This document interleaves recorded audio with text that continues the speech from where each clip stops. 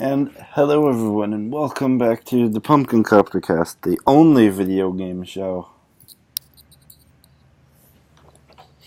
So today I'm joined by one half of the hosts of the Geeks With Shield podcast. Hi, my name's Axel. Ulrich couldn't be here today because he is busy with a lot of things. So busy he's having a hard time talking to me to tell me why he's so busy. But, newborn baby and whatnot, so. Yeah. So we'll begin with just the basic introductions. All right, well, I'm assuming your watchers know who you like I said, I'm half of the host of Geeks with Shields. This is a podcast I've been doing for like a year and a half, almost 2 years at this point, where we talk about all things geeky, whether it's games, movies, sometimes philosophies.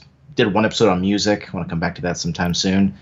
And I mean, anything else you want to know about me, I guess we could find through further conversation. But that's my intro, as it were.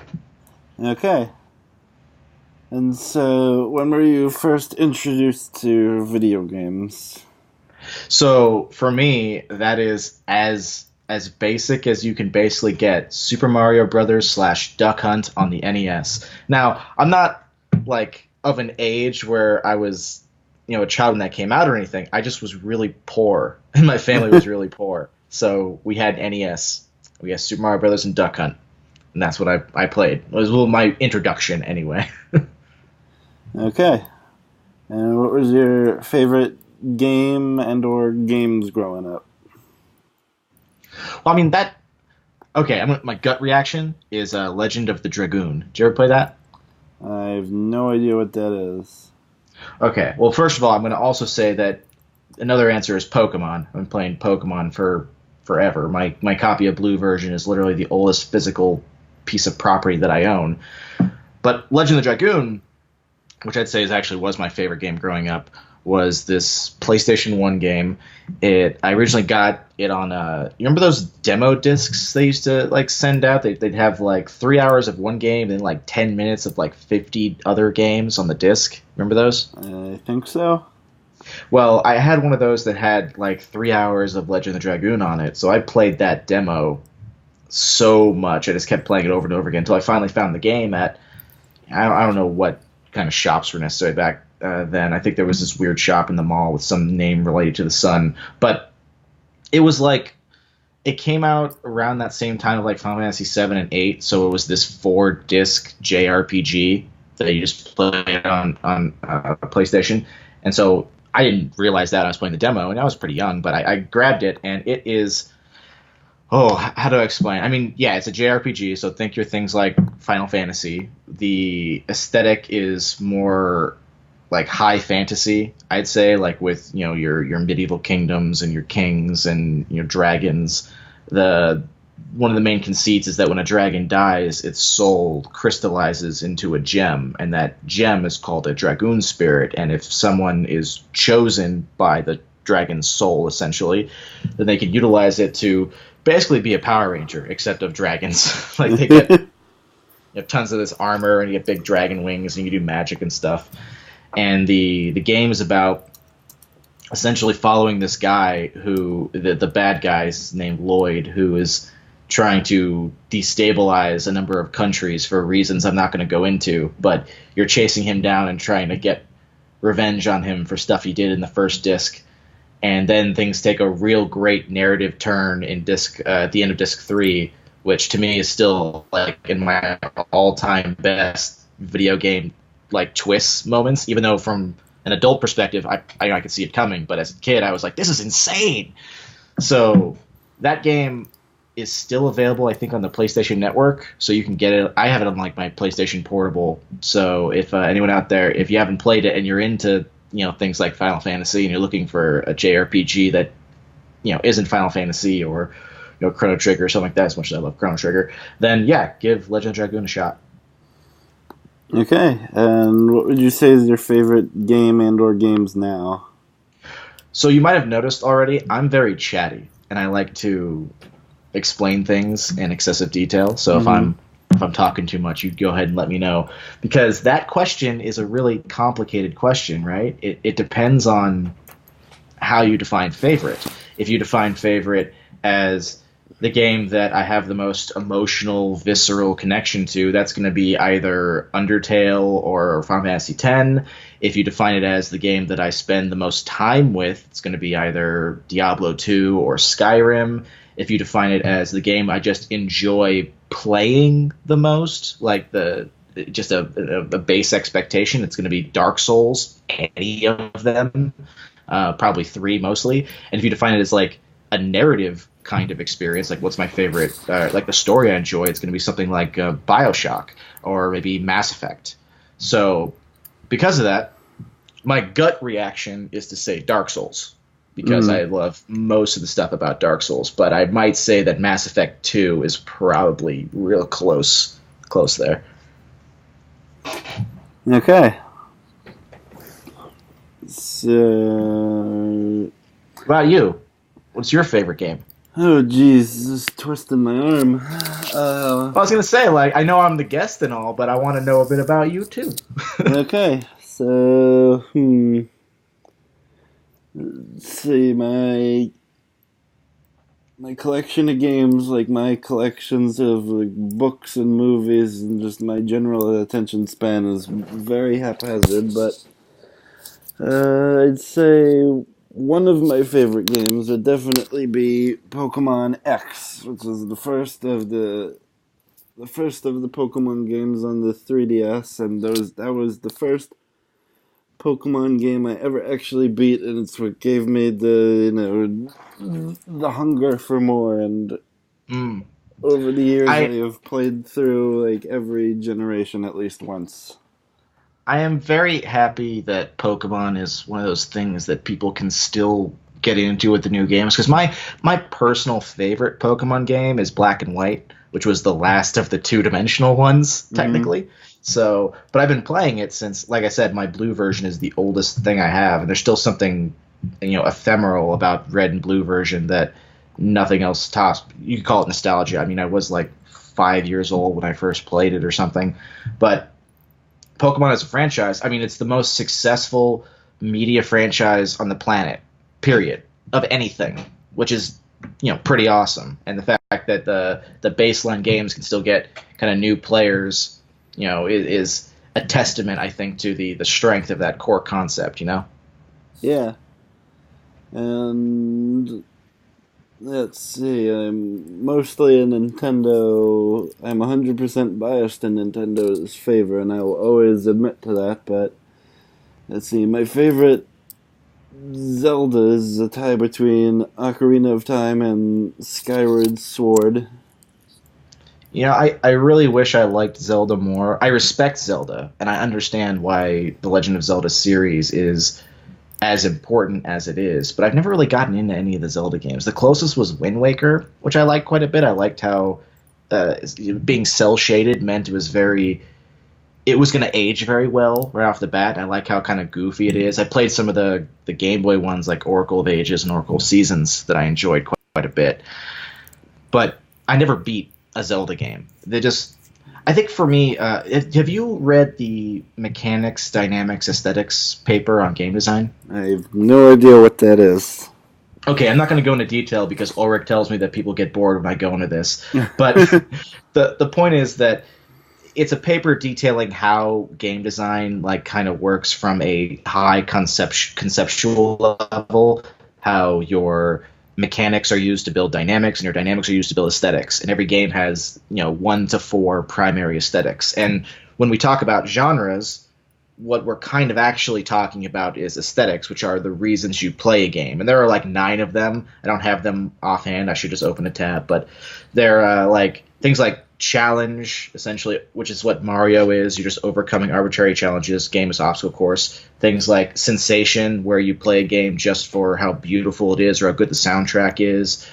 Competition, where you play a game to exert dominance over other people. That's your things like League of Legends and Call of Duty. Point is, though, that for me, my biggest aesthetics that I care for in games are expression, which is game as self-exploration, essentially, and probably, I don't know, probably challenge would be another one. But because expression's a big deal to me, I have a hard time playing games with characters that are pre-built but meant to be blank slates, which is exactly what Link is. Like, not saying Link doesn't have a personality, which is kind of interesting about him, but I don't really get into Link's headspace, and I prefer games like the Elder Scrolls series where I get to make my own character and my own story. And I mean, that's why I never got into The Witcher. I've got a bunch of friends who are super into The Witcher, but I don't like Geralt. No offense to anybody out there listening who likes The Witcher, power to you. I just don't like Geralt, so I have a hard time investing in that. So similar thing with Zelda. Yeah. And like pretty much like all the games I own are my favorites in like one way or another, and we'd be here for quite a while if I elaborated on them all. That's all right. I just want to do a little quid pro quo, right? Yep. So what is your favorite system right now to play games on for whatever reason? PC, easily. Now, I'm not claiming to be like PC gamer master race, right, which is the term.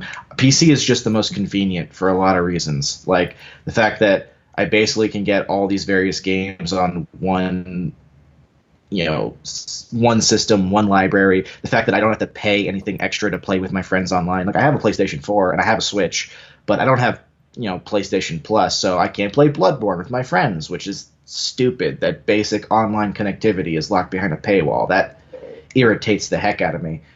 And I like that PC is also very, very customizable. I mean, you're giving up the convenience of being able to just plug and play for the ability to really kind of manipulate how things work. Like if I want to use mods, right, PC is the way to go. Basically, since every example of trying to do mods on console has gone poorly.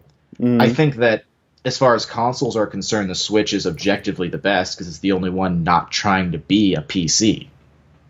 So that's my main thoughts on it. I prefer PC, but I think that the Switch is like amazing. So I want to make sure put that in my answer as well. Yeah, for me it's currently the Switch, just because like full console games that I can take on the go and then then just plonk down and play them on my TV like nothing has happened.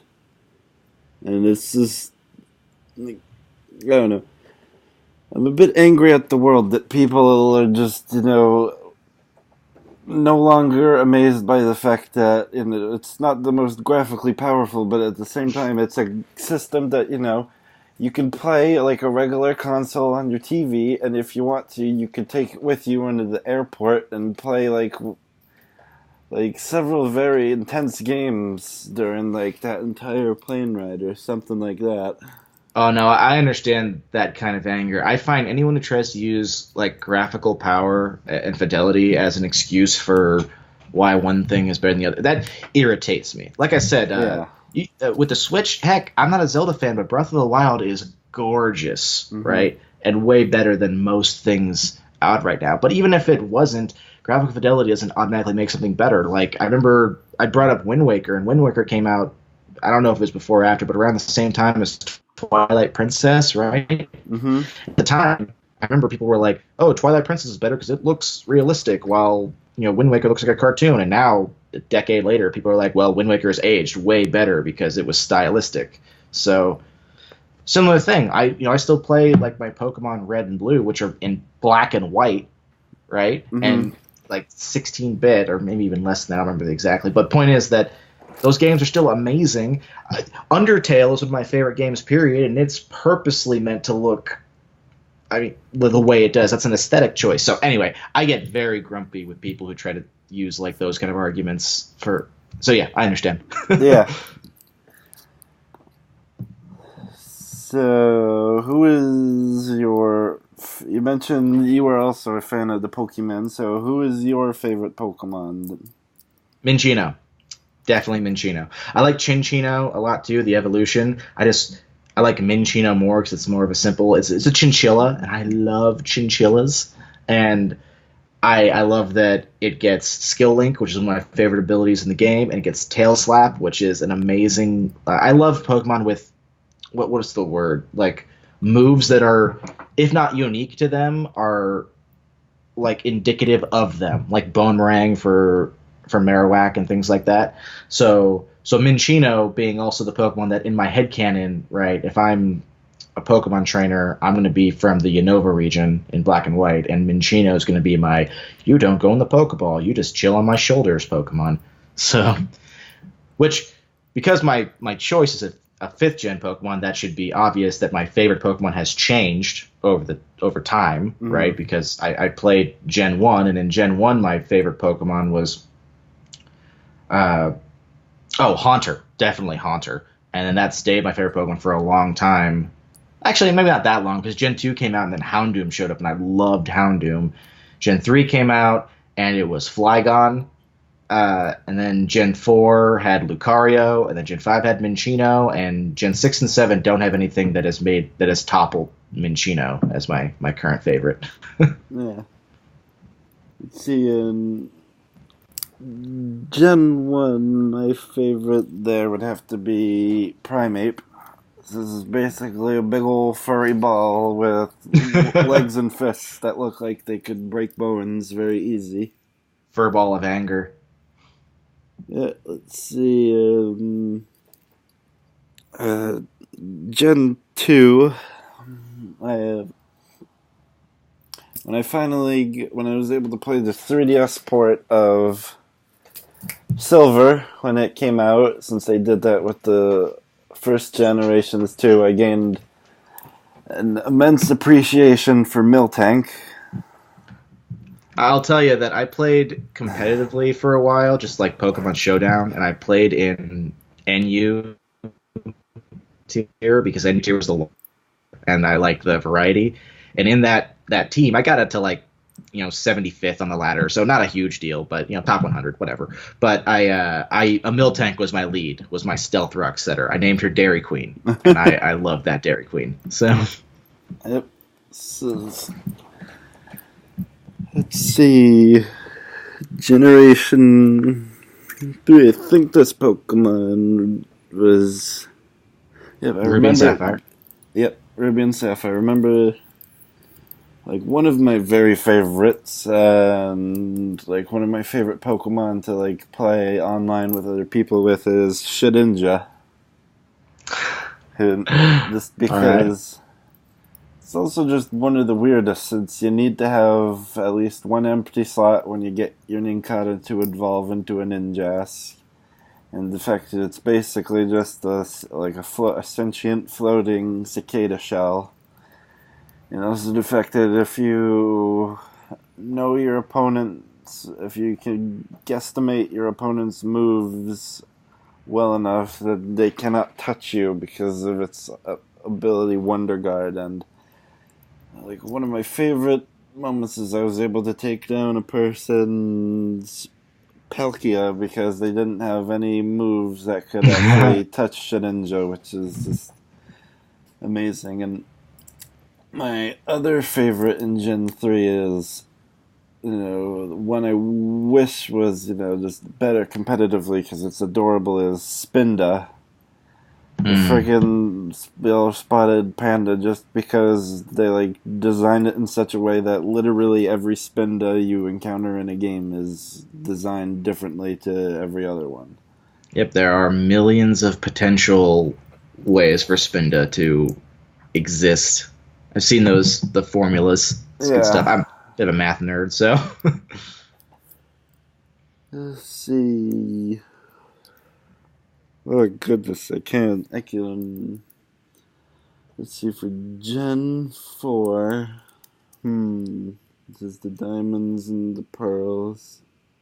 Which, for the record, Gen 4 is the one I played the least, probably. I wasn't a big fan of Gen 4. I know Platinum fixed a lot of the issues, but I don't know, I was not a huge fan of it. I know that a lot of my friends were like, Gen 4 was the best, especially because Gen 4 completely redesigned how competitive battling worked, but I'm still not a huge fan of Gen 4. I mean, it's Pokemon, so it's still like a set level of good, but yeah. Gen 4 gained an immense appreciation for Gastrodon, which is, ground and water, so, it's solidly built, and because it's so physically heavy, I was able to take down, the champions Milotic just like basically outlasting the thing. Mm.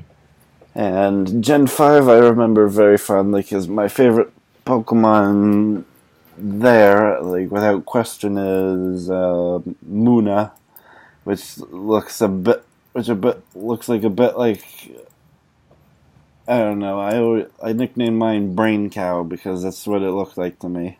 It's kind of exactly what it is. I mean, there are a couple other things you could say it is, but Brain Cow works. So yeah.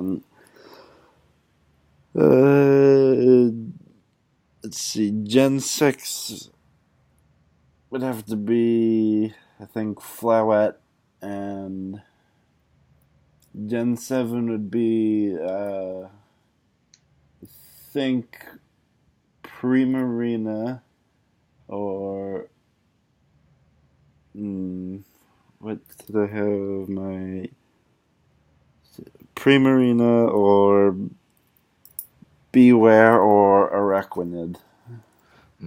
Well, then to keep up with you, I'll just say that even though it didn't top Minccino as my favorite Pokemon total, my favorite Gen 6 Pokemon is Go-Goat. No contest. I love Go-Goat.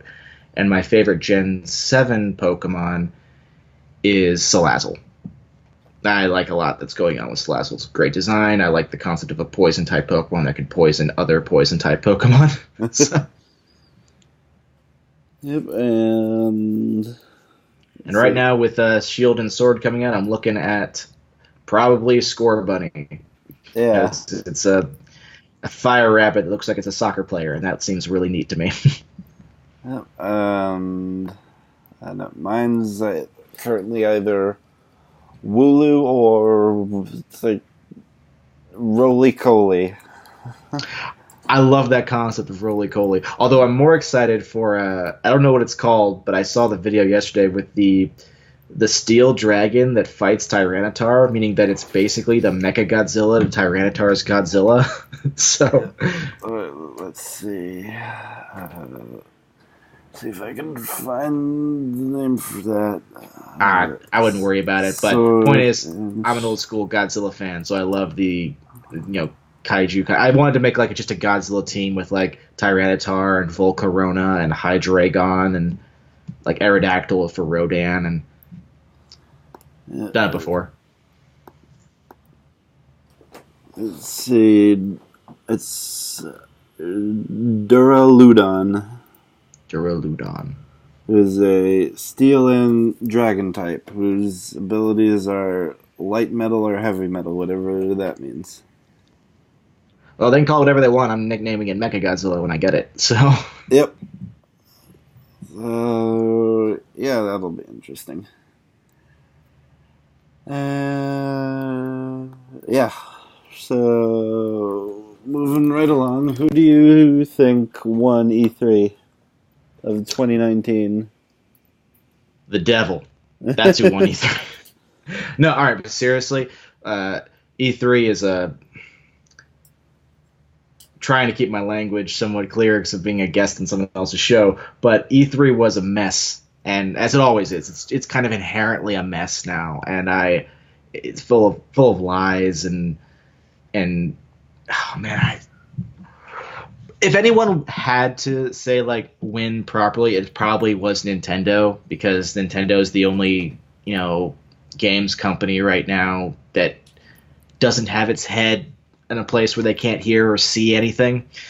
Releasing things like a trailer for Breath of the Wild 2. And again, I'm not a fan of Zelda myself. I haven't played Breath of the Wild. I've watched a lot of Breath of the Wild play, but I still understand that, Breath of the Wild is a big deal. So showing off the trailer for that, bringing up new characters for Smash. I'm a fighting game player in general, and Smash has always been a weird kind of outlier as far as fighting games are concerned. I've always been more of a Tekken and Street Fighter guy myself, but having actual new characters coming in this case Banjo and Kazooie and stuff, that's exciting. So Nintendo's only real problem as a games company is that they seem to have no concept of how the internet works and how to deal with online stuff, but that's comparatively a small criticism compared to what companies like Bethesda and Ubisoft and EA are doing that are just embarrassing and a sham. You know? So, yeah, if I'm going to give anyone the trophy that no one really deserves, it's going to be Nintendo. So. Yeah. I would also agree, due mostly to my 100%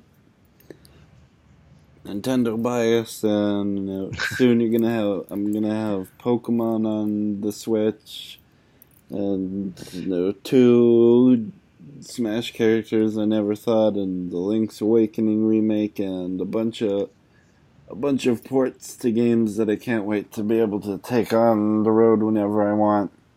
I know. So it's funny because like with a bias concept, I used to have a lot more kind of biases. Like I used to be biased in BioWare's favor because BioWare made Dragon Age and Mass Effect. I mean, I never played Knights of the Old Republic, but I know that's really popular among some of my friends, and it's very similar. But Dragon Age and Mass Effect are big deals to me. But then EA got their grubby, evil hands on BioWare, and now they made Anthem, which is okay. I've got a lot of problems with that, but point is that they're just gonna kill BioWare like they killed Visceral Games, and it makes me really sad. I've had biases in the past for things like Insomniac, because I'm a huge fan of Ratchet and Clank. I was a huge fan of Ratchet and Clank growing up, and Insomniac hasn't really done anything to make me super happy or super sad. They exist, but Ratchet and Clank itself is kind of. I have a lot of problems with the direction that particular franchise has gone, which is really sad because the original trilogy is amazing. I know that a lot of my friends are super biased for CD Projekt Red, so that whole Cyberpunk 2077 thing, that came out, and they're all super excited for that. But like I said, I'm not into The Witcher. I'm gonna try. A friend of mine bought me The Witcher 2, and he spent money on the game for me, so I'm gonna play it. I've played 6 hours of it, and it just feels like work, but I'll get to it because apparently The Witcher 3 is amazing, right? I keep hearing that all the time, so I'll get to that eventually. But the point is that everyone's all like, oh, Cyberpunk 2077, Keanu Reeves. I like Keanu Reeves. That's cool, but I watched the trailer and I watched the gameplay footage, and I was like, this just kind of looks like Deus Ex Human Revolution to me. And Human Revolution was good, but it's not for me. Like, if I'm going to play a shooty kind of game in general, I like things like Borderlands that are crazy and over the top and funny and self-referential, which is why I'm super hyped for Borderlands 3, even though Gearbox is not a good company and Randy Pitchford is not a good human being based on the stories that have come out about him. So it's really too bad for me because I'm going to buy Borderlands 3 anyway just because I love Borderlands, but I really hate supporting this dude. So, pick your battles, right? My point is, it's hard to get really behind anyone at something like E3 now because the video game industry is such a cesspit right now of terrible behavior and terrible decisions and rampant greed. I know corporations' main goal is to make money, but the level of greed on display in the video game industry is. Why can't you just be happy making money, making good profits? Why does it have to be all the money that everyone has, constantly? And sorry, I can rant about that. But I hate this current state of the video game industry so much. Yeah. So. Yep. So I have so many friends, by the way. Sorry, I'm keep cut going. you off. Go ahead. But, Overwatch. I think Overwatch is a great game. I can't play it.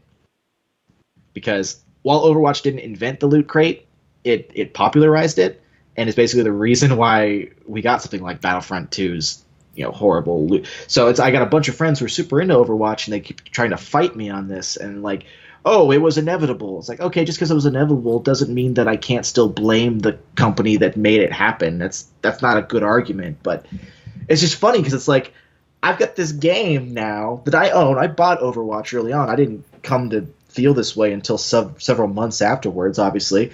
But Overwatch is great. I love its design. I love its setup. I love playing with my friends online. But I can't play it now because I feel like it's just responsible for the predominance of in-game gambling mechanics. And okay, I'm not going to turn your show into let's rant about this kind of loot boxes, but I just wanted to get that off my chest. So Okay. So, if you had all the monies you needed to do so, like, what character from what franchise would you give their own game to? Garrus Vakarian. Easy. I don't even need to think about it. Garrus Vakarian from Mass Effect. He's already like one of the three most popular characters in that franchise entirely. Like, if it were up to me, I'd actually probably make a game where it's like 3 different mini campaigns. You play the first campaign as Garrus, you play a second campaign as Tali, and you play a third campaign as Liara, as those are the 3 characters that are like consistent across the Mass Effect trilogy. But if I only had one, it'd be Garrus, because Garrus is Space Clint Eastwood, and he's awesome. He's like your best buddy in that game, Fred. And there's even a frame of time between Mass Effect 1 and 2 that would be perfect to make a game out of, all about Garrus hunting criminals with his like team and stuff. Like, there's a game right there. They should have done that instead of what they did with Andromeda. So, personally, that's what I think anyway. Yeah. And you can do that with in general, BioWare's characters are great for this kind of concept. Like, I would totally play a game with Alistair from Dragon Age as like the main character before he shows up in Dragon Age, because he's hilarious and awesome and really fun. And like I said, Garrus is my main one. Grunt from like Mass Effect 2, like in between Mass Effect 2 and 3 when he's off doing special ops stuff for like the Krogans. That's a great game. Grunt is amazing. So yeah, my general answer is pick a good BioWare character, which is most of them, and you can make a great game out of them, very likely. But specifically, Garrus. Yeah, definitely. I've got a tiki mug in my kitchen of Garrus. Like, he's one of my favorite fictional characters ever. The only Mass Effect character I like more than Garrus is Mordin, but Mordin's role is very different and much smaller, quote unquote. So I wouldn't make a game based around him like I would Garrus. So. Yeah. See, if I had to pick what about you? Do you have an answer? Yes. If I had to pick a Mass Effect character, it'd probably be Tali specifically, just because she became my favorite as soon as I played the first one. And if I had to pick another character, it would probably be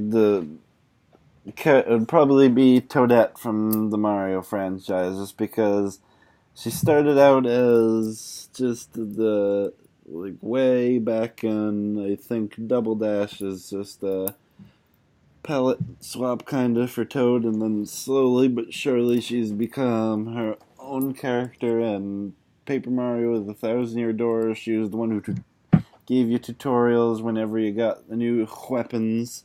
Might I ask then, because like with my example with Garrus, like I said, there's a span of time within the established universe where you could just make a game that's basically already a Mass Effect game. It's just you're playing as Garrus and running through this sequence. So like with Toadette though, because Mario characters are a lot less constrained by things like continuity because they have such different kind of games. What would you do with a Toadette game? Like, would you just make it like a puzzle game? Would you make it more like a classic Mario game, obstacles? Would you want to tell a story like the Paper Mario games do? Like, what do you think? And I'd probably, if all things went smoothly, I'd maybe use whatever game engine they use for the Mario and Luigi games, since I love those games to pieces. But I'd probably integrate a few things, because then in Captain Toad Treasure Tracker, they've kind of established that she's just as capable an adventurer as a lot of the other side characters. And Mario and Luigi Paper Jam, which the Paper Mario characters cross over with the Mario and Luigi characters, which just kind of, which I guess explicitly confirms like multiverse theory in the Mario franchise. She's the one that builds what are essentially Megazords out of cardboard, and they work, and she's able to do it in a very short amount of time. And it was relatively recently in Super Mario Maker 2, she's like the head of the Toad's construction company, and they build, and in their story mode they rebuild Princess Peach's castle to her specifications. So I'd imagine in my theoretical Toadette RPG, like being able to, I don't know, build little mini mechs like Kirby Planet Robobot to do the fighting that Toadette pilots and does the fighting for her, or something like that. So you got kind of like an Overlord situation where Toadette is got a minions to send out and do the work for her, right? Yeah, I think it could work. Got to add that special crown in to turn her into the Peachette or whatever they call it. Yep. Then the internet ruined that forever. Yeah.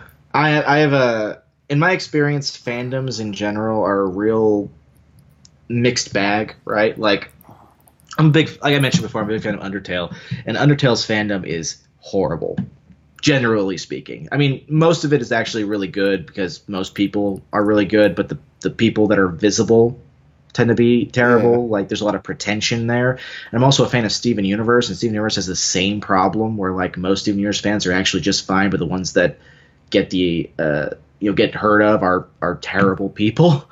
And so those two things taught me to get very, very nervous, or not nervous, but cautious about fandoms in general. And I've been going to anime conventions for 13 years, like, pretty consistently.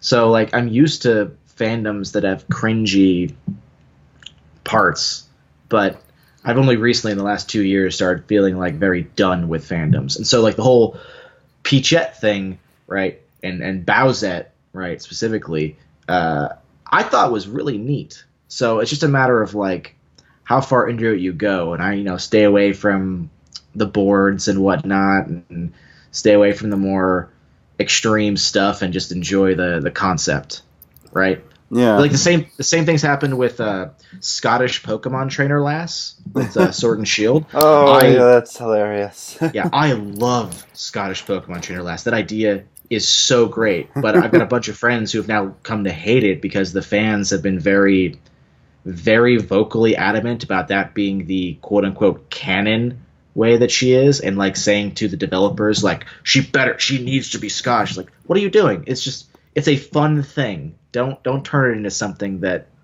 is no longer fun, Yeah. Anyway. So, yeah, and also just because since Toadette is a lot shorter than Mario, I just feel like visually she'd look cool in, like, some type of big RPG adventure. My favorite Mario game is probably still Super Mario Brothers 2 with, Wart and all that, where you actually could play as Toad and Peach and stuff. That was my favorite, because I played that a lot growing up, and I remember it looked so much more interesting than Super Mario Brothers. Because the jump was pretty prevalent at that point.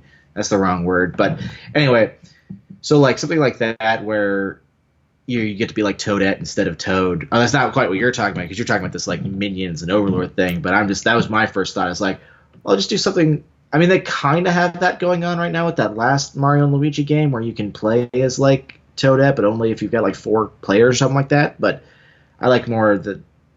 Anyway, point is, I love Mario 2, and just pump Toadette in that, and just anyway. Yeah. So, since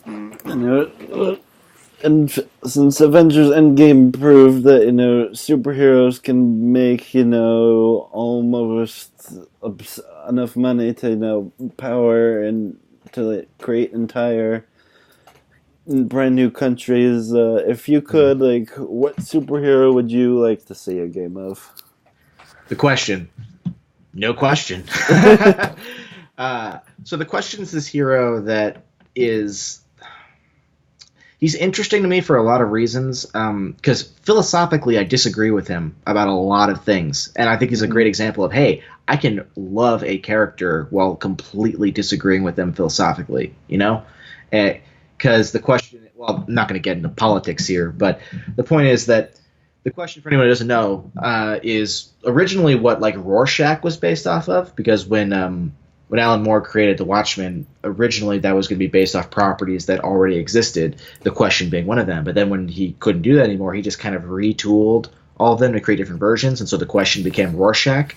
So the question is a lot like Rorschach, just a little bit, well, quite a bit different actually. One of his main features is he's just a noir detective who is super paranoid about conspiracy theories all the time and has no face. In the original story, it's because he's got this like gas that he lets off, and when the gas goes off, it basically creates like a film across his face that makes his face look like it has no features, but it's mostly for intimidation and to keep his identity secret and stuff like that.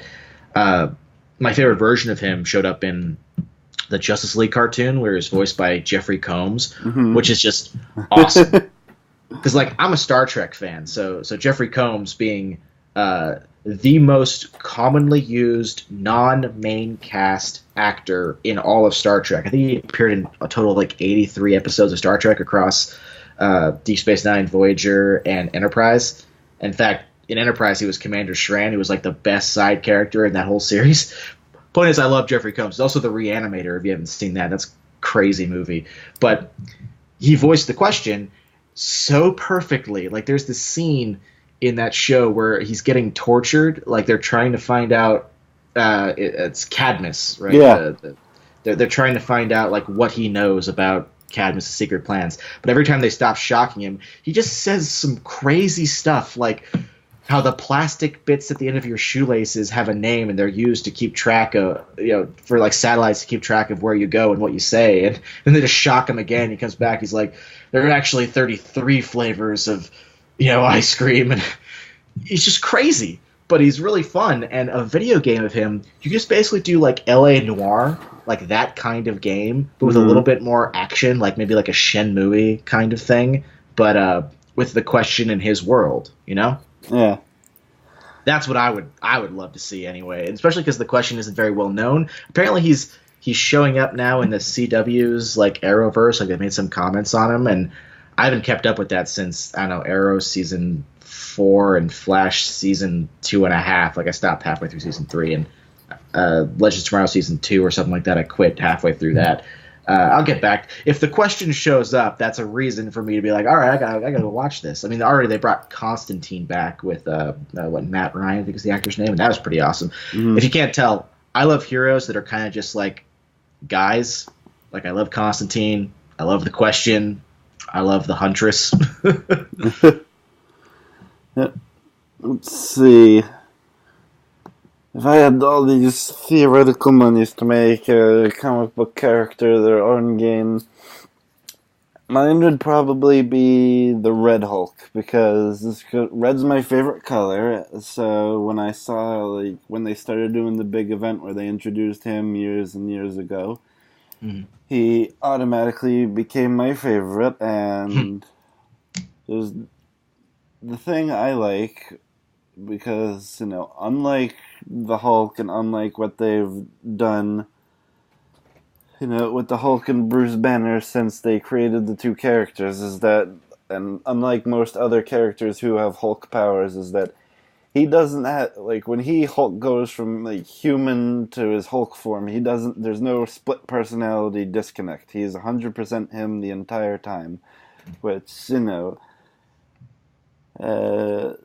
well, that's one of the things I love about She-Hulk myself, but go on.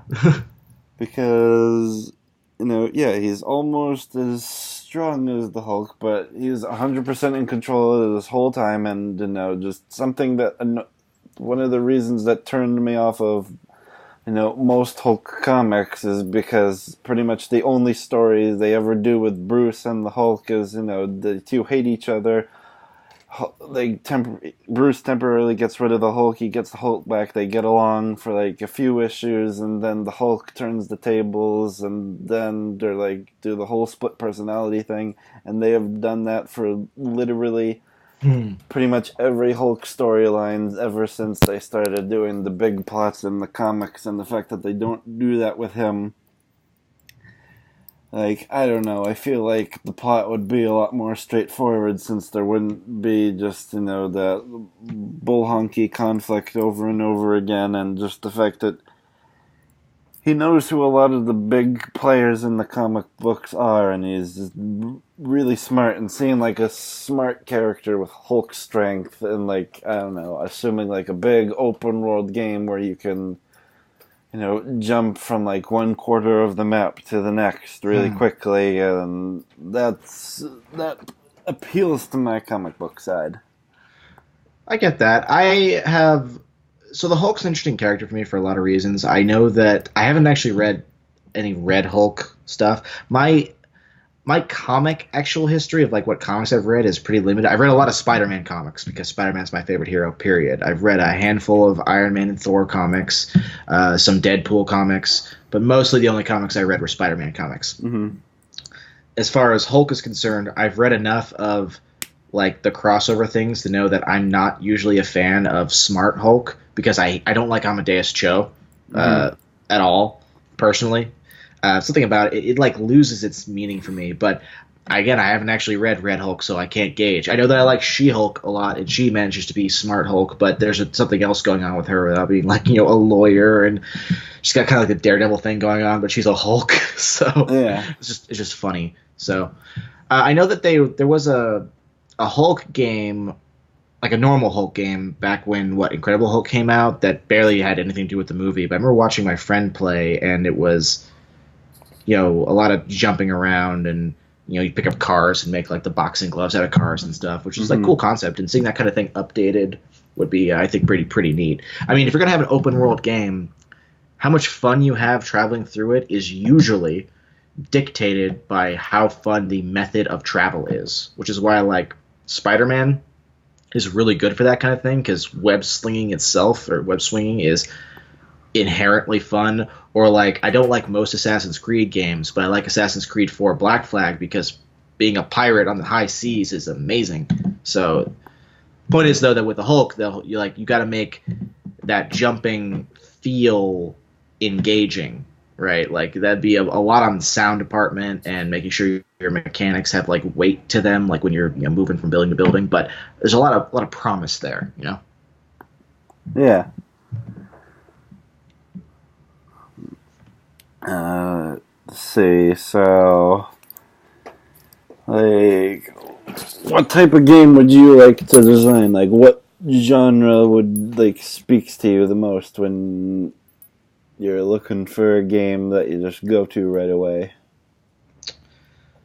RPGs generally, because like I said, expression is probably my most important aesthetic. So being able to customize my character, that can mean a lot of things. But like in Dark Souls, for instance, which I said is like my gut reaction to favorite game, like the fact that I making these characters, and not even as much the looks. The looks are pretty important, but just what kind of character I want to play, having all these options to do it. Like right now I'm playing through Dark Souls 3. I'm doing a faith build. I just finished doing like a quality build last week, which just meant no magic essentially. And now I'm doing I'm going to hurl lightning bolts at people, and that's why I like things like Mass Effect, where it's like, all right, I create this character, I get to have my options of my dialogues, and I get to create the character I want to be. It's why I like things like Elder Scrolls, because even if the game is not like telling a story in my head, it doesn't turn it off. Like when I was playing through Skyrim, in my mind, I was not the Dragonborn. I know that the story was like, you're the Dragonborn, but not for me. I just didn't do those quests. In my head, Dragonborn was off, some other guy off doing things, and I'm telling my own story that is engaging me. And in my mind, my friends are like, I was the companions leader, but I wasn't the Thieves Guild guy or the Mages College guy or anything like that. Like those are what my friends that were all how also have to be playing the game were in my head. So that kind of stuff's really important to me. But if I was going to design a game myself, like if I had the money to do it, I wouldn't actually develop an RPG. Not really. I would want to put my money into making a good Berserk game. Do you know what Berserk is? I know a bit of it. Okay, well, for anyone listening who doesn't know, Berserk is this manga made by Kentaro Miura. I don't know if I'm pronouncing his name correctly, but it's consistently one of the highest rated mangas in existence, and it's had a couple adaptations. One in like 94 or 96 or something like that is really good, but the animation's a little stilted, which hurts some people's enjoyment. I don't get that because it looks like a painting to me. There's an adaptation that's been going on since 2016 that's terrible because it uses CG in horrible ways in order to cut money costs, essentially. There are some movies that got released on Netflix that are okay. They're just basically kind of condensing the adaptation from the 90s. Point is, though, there have been a couple games. There was like a Dynasty Warriors kind of game for Berserk. I think there was another one earlier that was more like a story kind of driven. So like that one that was on, I think it was on PlayStation 2. I'd want to make something like that.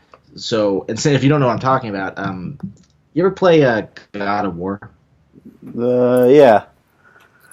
Okay, I want to make a game like that, like God of War mechanically, that is set in the Berserk narrative, because I feel like that's a good fit. Because God of War is a story where it's like, or is a game where you've got an established character and you've got kind of avenues for growth. So there's RPG elements like, oh, okay, what skill am I going to be pumping my experience in? But generally speaking, you're not really changing Kratos into another kind of person, another kind of character.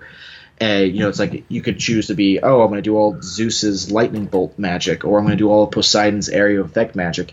And you could do something similar to that with Berserk, where you're basically just telling the story, like from the manga, like you pick a couple arcs and choose where to end it. And you play as Guts, and you can like pump points into, oh, I'm either just getting more sword techniques, or I'm getting more like additions to my hand that happens to be a repeating crossbow and cannon, and getting like more stuff onto that, or more like knickknacks, like little bombs you can throw.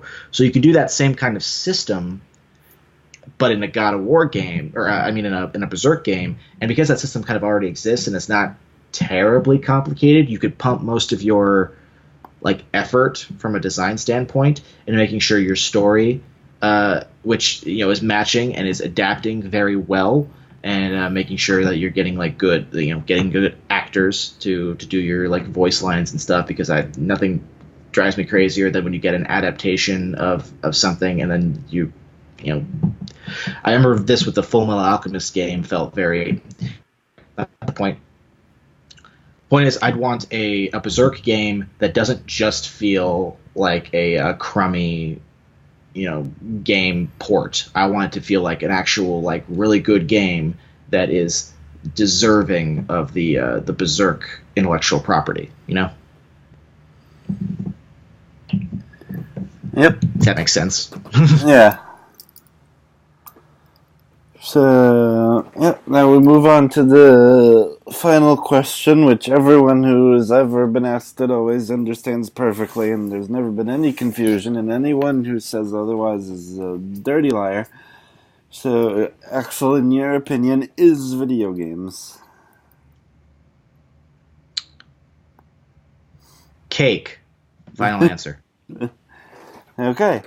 And with that, we come to the conclusion of this particular episode of the Pumpkin Copter Cast. I would like to thank Axel, one half of the Geeks With Shields, for joining me. Thank you, Pumpkin Copter. Should I call you Pumpkin Copter? Is that appropriate, or is that just the name of the podcast? I don't know. Well, thank you for having me on. I had a good time. You allowed me to rant about tons of things and go off and off and off, and I apologize if I bored your audience. Yeah. And if any of the -7 people watching this on the YouTubes liked it, feel free to like and subscribe. You can follow me on the Twitters at tgorman83, and if you want to give me a money, you can go to patreon.com/thepumpkincoptercast, and yeah, if you want to. So is there anything you wish to plug before we conclude this train wreck? Ulrich would smack me in the face if I didn't try to at least do my best. I'm generally not good at this kind of plugging thing because I get very uncomfortable. But Ulrich's got ambitions, so yeah. Like I said, we're Geeks with Shields podcast. We have a bunch of episodes on YouTube, but that's not our primary platform. We do mostly SoundCloud.